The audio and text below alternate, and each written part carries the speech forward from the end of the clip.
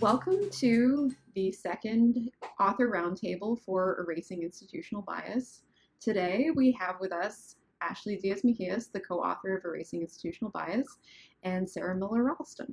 Welcome. Hi, thanks. Happy to be here. Thanks, Milka. All right, so if you could just start off telling us why the both of you decided to work together on crafting some of the narratives in this book and what institutional bias and working on eradicating it means to you. I am here because I worked on this book project with Tiffany Jana and am the co-author of this book. And I would say that working on eradicating institutional bias is, holy cow, really hard, everyday, lifelong work that I'm really grateful is collaborative and requires all of our effort. And I think even in the larger systemic efforts that are really important throughout the world in terms of eradicating systemic bias, we have to be careful and alert and continually evaluating our motivations and our own awareness about bias, not to make ourselves anxious or not to make it something that we're worried about, but really to allow ourselves to be more invitational towards our fellow human beings. And Sarah is a longtime, really close friend of mine. She does really incredible work and has been doing it for a really long time throughout the world. And so she's a really important perspective, a really broad perspective.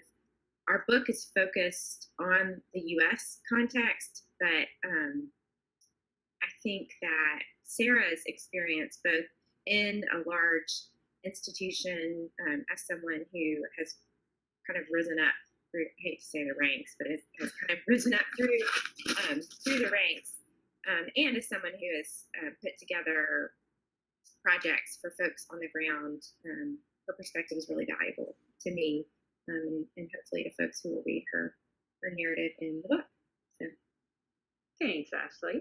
And I am here because, yes, Ashley dragged me into it, although dragged is really not the right choice of words. I willingly, happily, and excitedly joined up when this project was started and was really excited to do so and to contribute and understand a little bit about how it's been unfolding kind of along the way. So really a pleasure and a privilege to be here.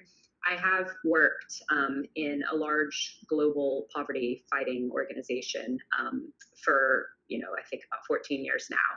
And, risen up is something I like to avoid saying too, but I do think there's something about staying within the same institutional context for a long period of time and being at different, quote unquote, levels in the hierarchy and working in different countries in that same organization gives you a perspective on different pockets of different biases and how they play out in different ways.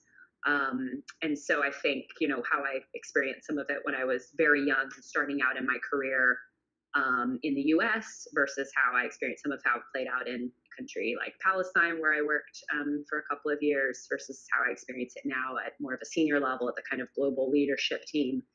Are very different experiences. And so how I've kind of seen what institutional bias can look like, even in the context of an organization whose mission is to fight gender inequality and to promote the empowerment of women and girls around the world, I think is something that motivates me and drives me to be able to address, certainly within my own organizational context and the community within countries and between countries that we work on, but also recognizing how much more pervasive it is and must be in so many other institutions where this isn't, you're not hiring people who's, understand even the framework of patriarchy, power, of bias, which I'm privileged to work alongside of a number of, thought leaders in that area. And yet still, of course, we experience it. And so I think recognizing that really inspires me to kind of see the importance of a project like this, and how critical it is in a world that is made up of institutions and people in those institutions, whose lives are so shaped by them. It's just something that I think is absolutely critical topic for us to think about for ourselves and for our daughters. Both Ashley and I have daughters, and we think about this kind of as they grow up as well. So yeah, that's why I'm here. So, as actually two women who are both raising young women and who work in fields that experience their own different forms of gender bias, would you say has been some of the ways that you see either changes in people's behavior around the idea of gender bias, or ways that you haven't exactly seen that change be processed, especially since you are in such different fields of work, but at the same time also cover a lot of the same kinds of things? Do you want me to go first, Ashley? Yeah, I'd love to hear. I think for me, I mean, in the past year, it's actually been fascinating how I think a lot of the Me Too movement in the US, the ripple effects that played out where I sit in the UK were different. It was a different kind of conversation, but of course, still very felt in both here and then in places where we work around the world. And one of the ways it particularly landed in the organization I work for, and the broader sector that I work in, is what we call kind of sexual exploitation and abuse scandals that started popping up. So thankfully not within my organization, but in a couple of our partner and peer organizations, really damaging and heartbreaking stories revealed and held up by journalists in the UK around the way that people in aid settings were found to be exploiting some of the people who were recipients of aid. So trading sex for food, for example, in the aftershocks of an earthquake, a major disaster. That's an example of this sort of exploitation. And we know that, of course, things like that happen whenever there's people who hold power. It can be abused. But I think the spotlight that was put on it was different because of the Me Too movement. In many ways, it was a different conversation. The spotlight was bigger, and I think the scale of the issue was seen to be larger.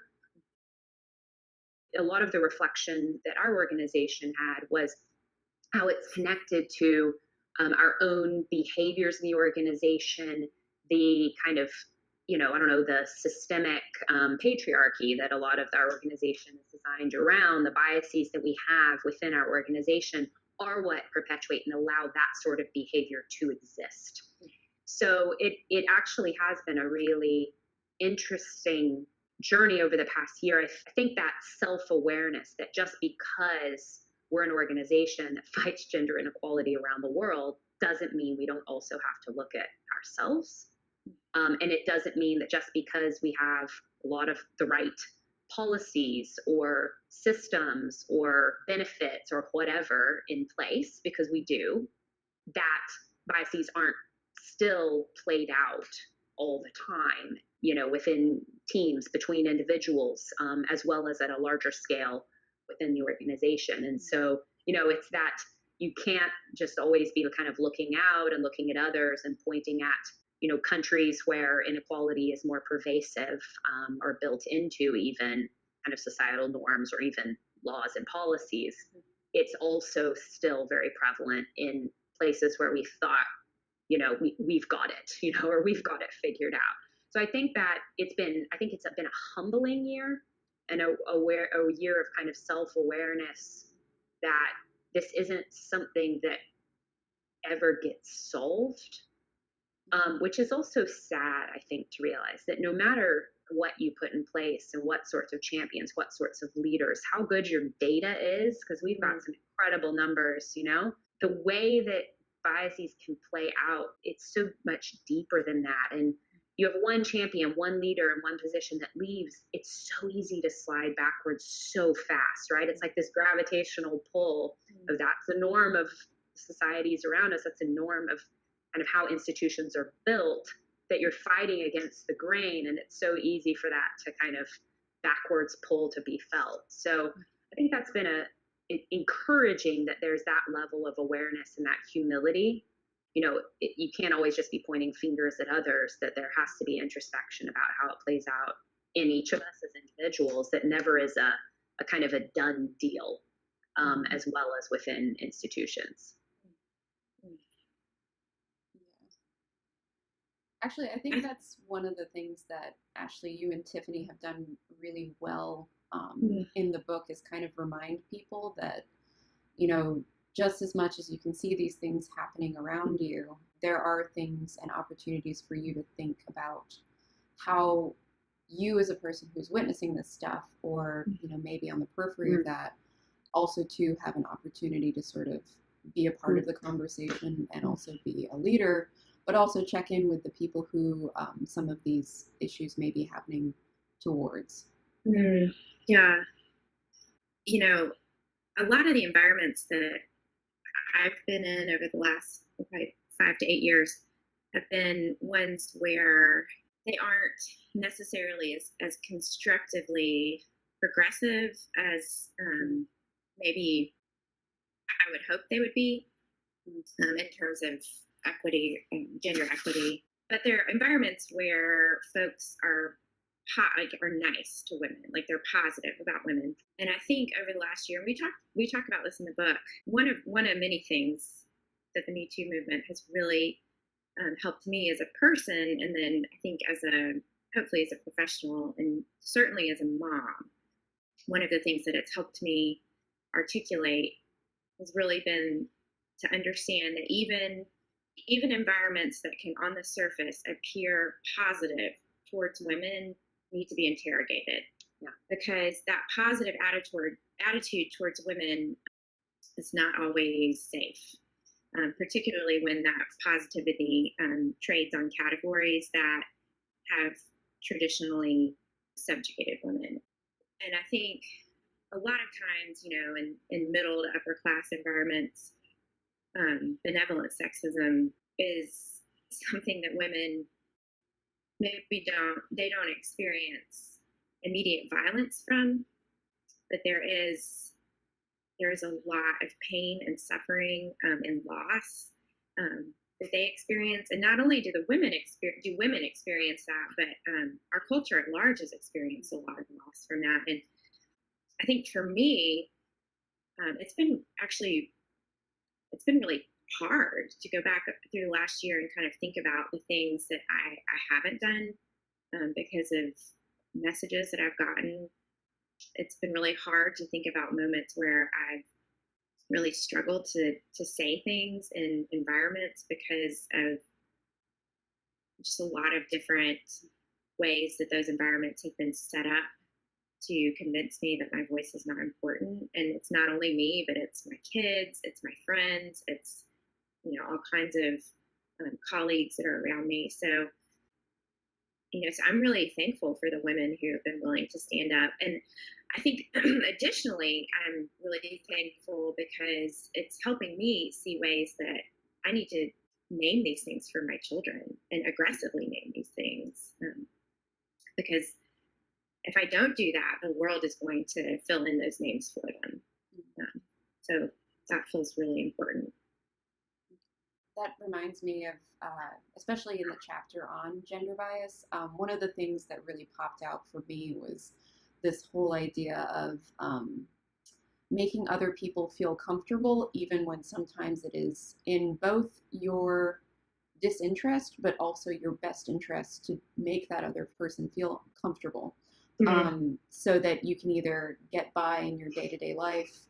And that's one of the things that I think you also explain really well in the book, is that sometimes that also ultimately will end up hurting you and the rest of the institution in the long run, because of the ways that multiple people are doing this within an organization.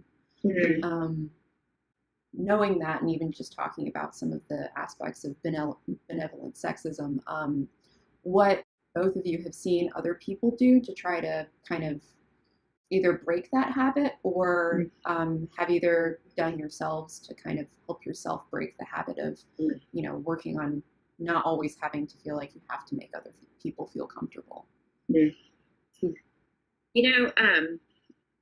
I'll just say this quickly, and then I'd love to hear what Sarah's thoughts are. So there was a professor at Union who recently passed away named Katie Geneva Cannon, and she was just an unparalleled scholar. She's a womanist professor, and I mean, really brilliant in ways that were just unbelievably remarkable.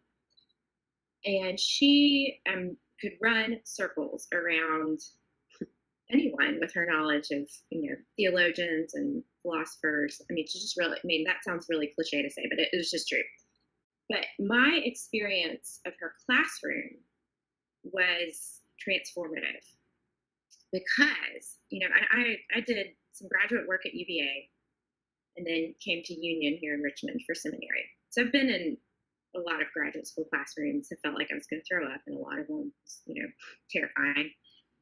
But this woman who, was like, she has like a bajillion awards. She's brilliant. I walked in, I remember the first day, and I still couldn't believe she was going to be my professor. But like my level of excitement was like, oh my gosh, I'm not going to be able to speak. I'm so excited and overwhelmed and intimidated. But her way of running a classroom was incredibly invitational, like on purpose. And she would begin the class by giving us a plan and then asking if anyone felt like there was anything else they needed that day in the class. So we all had input into how the class would be run. We would always all share what we had written for the class, even though I'm sure she could tear apart whatever we said or thought or turned in. And at the end of each semester, I mean, this sounds crazy, but I promise people were changed. I mean, people who came into her classes on race and gender would walk out at the other end changed. And I say that just to say that I'm sure she could have taught a really hard class using lecture, intimidation to make her colleagues feel comfortable, her white male colleagues. But she didn't. And what she did, and when she passed away, the wake in her loss has been incredible. I mean, it's just life altering. So watching her has made me want to live like that, or has made me want to work harder to be like that. So and I think, that's such a good example, and it makes me think of a colleague of mine who is the head of our program in Peru, and he realized that even though they had all the right policies, gender policies and family kind of policies and all of this stuff, the right kind of balance of people in their teams and, all of the right data, that where he started to see a real gap was in kind of who spoke up, and particularly in groups, right? In group meetings, and particularly leadership team meetings, that if they were in any sort of all staff meeting or all management team meeting, that it was almost always the male, colleagues who were speaking first and speaking most. And he observed this, and what he put in place was actually at the beginning of every meeting, they identified a recorder whose sole job was to sit there and mark how many times men spoke and how many times women spoke on which topic, and just to hold it up at the end of each meeting. It was almost like they called it like an audit, right? It was this person who just was auditing who was speaking. That's it. And it was so simple. And I remember him getting kind of eye rolls, or, people, what is he doing? He's like, numbering, counting how many men speak and counting how many women speak. That's kind of silly.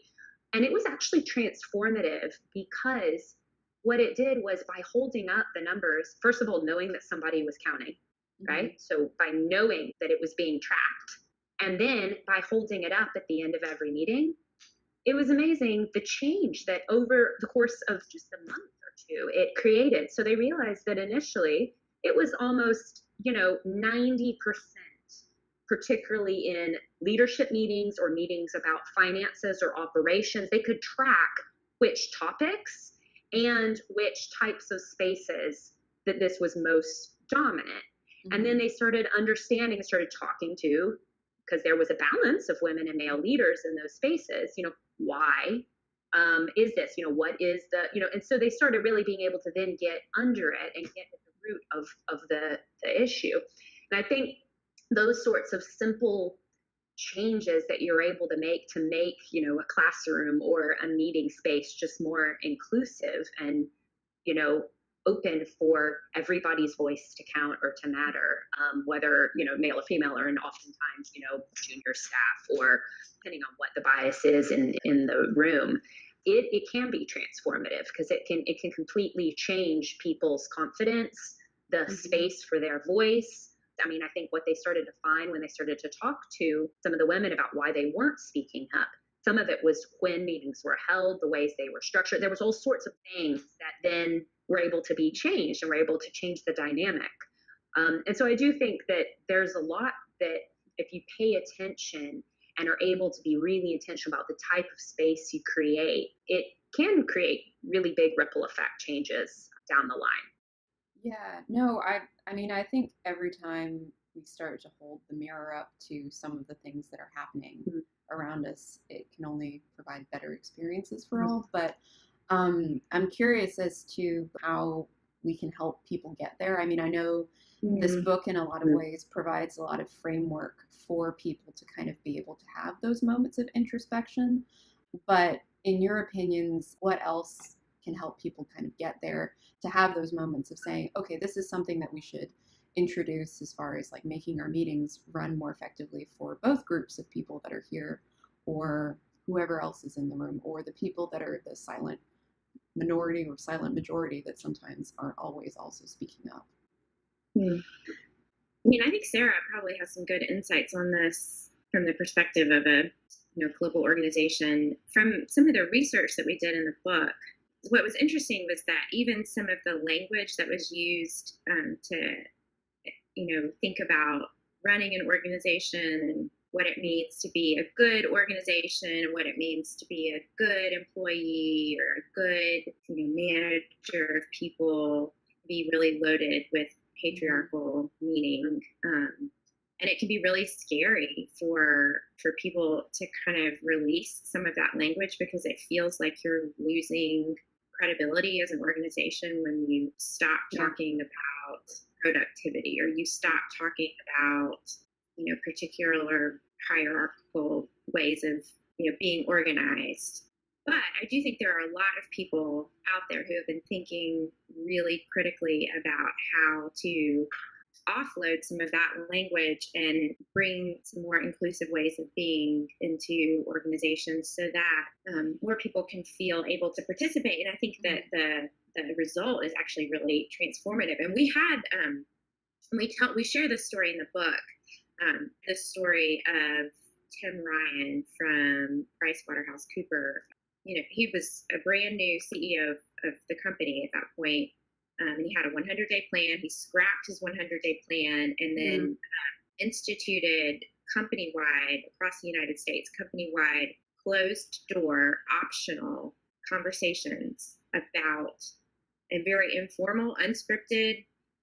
People were not allowed to record or tweet or whatever during the meetings. But it made people at the company very uncomfortable because immediately all these red flags go up. Like, this is going to be a PR nightmare. It's going to be an HR nightmare. All these problems are going to come up when we do this.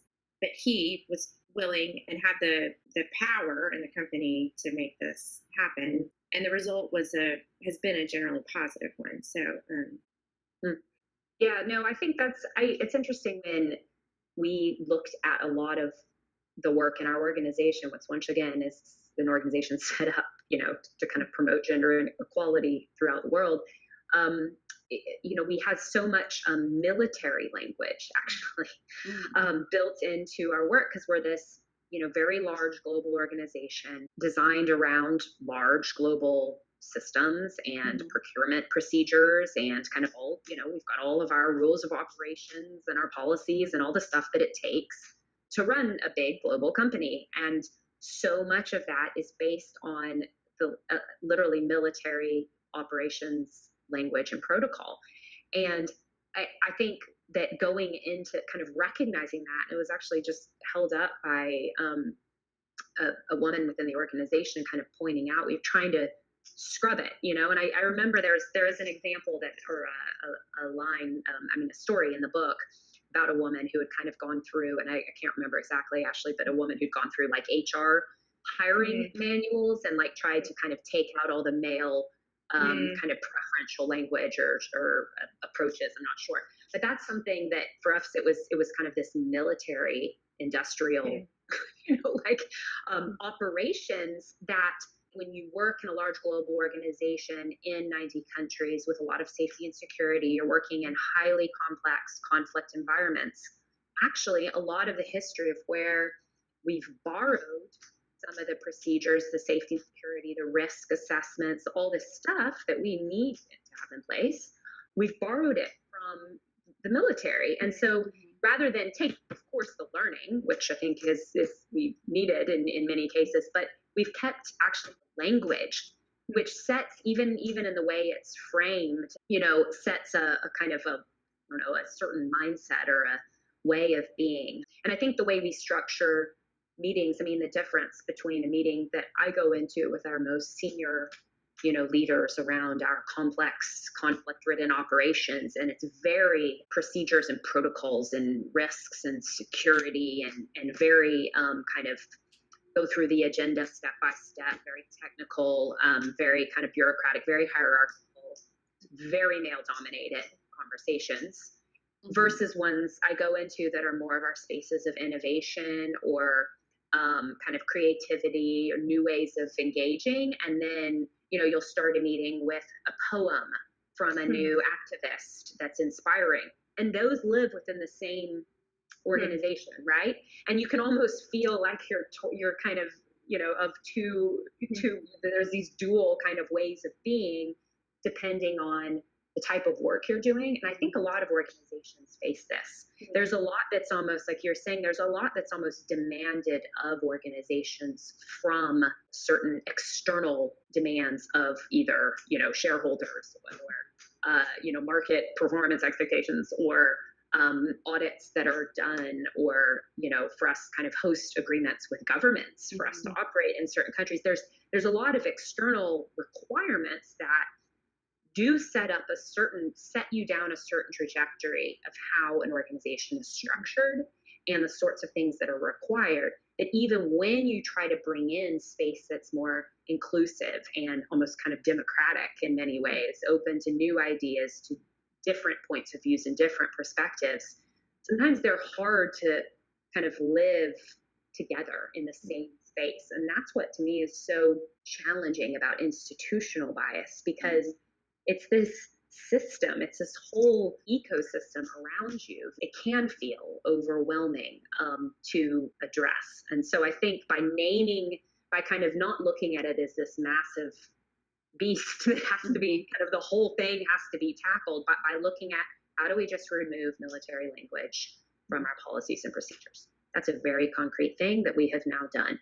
How do we make sure that, we have better balance of who speaks in meetings? It's kind of the piece by piece approach, which sometimes doesn't feel very satisfying, but over time can actually lead to tipping points that then are transformative and have ripple effects on the whole organization. It becomes who you are and how you behave and what culture you have in place. Yeah. So much of what you guys talk about in the book is really taking those moments to sort of unpack different points of this conversation. But what I really love about it as a whole is that, while this is kind of the tip of the iceberg, it does provide people with a good framework to really start to have the opportunity to ask those questions of themselves or start to say, well, maybe this isn't exactly the type of language that we need to have in this kind of organization, or maybe this isn't something that I should be continuously doing, or not speaking up about. But I really want to thank both of you for joining me today and having this conversation, and thank you both for the work that you do. Given that we've talked about such heavy stuff, is there anything that you would say is potentially optimistic for the future? No, that all of this stuff is on a positive note, huh? I am actually hugely optimistic for the future. I mean, I do think sometimes it feels like, one step forward, 5 steps backwards, in, just societies in general, as well as in spaces that I'm a part of. I think there's always a backlash when things come to light, right? So I think that the opening of the space for the stories to come out and to be heard, and then for other women to see or recognize themselves in those stories, and then be able to name them or name them for their children. For me, that's one of those tipping points where, once that's out there and once there's momentum and, places where those conversations are being had and heard and acted on, I think that's where you can't really turn back. And I think there will always be, with any kind of progressive tide, there's automatically comes the kind of, backlash against that, right? But I think that once that space is there, it will inevitably, I think, go, triumph over the backlash and triumph in spite of the backlash. And I do see a lot of changes, even in, when I look at my kids and things that are talked about in schools, or the types of books that are available that I can read to them in a way that when I look back at books from when I was a kid and I compare even language that's used in those books, or the pictures of who, is in those, there's just more that's there, because I think there's more awareness that's growing. And so I think that gives me a lot of hope that there are people who are going to continue pushing and fighting for us to overcome our biases and live and be more fully human, really, and human with each other. So yes, I do have hope. All right. Well, that ends the second authors roundtable of Erasing Institutional Bias.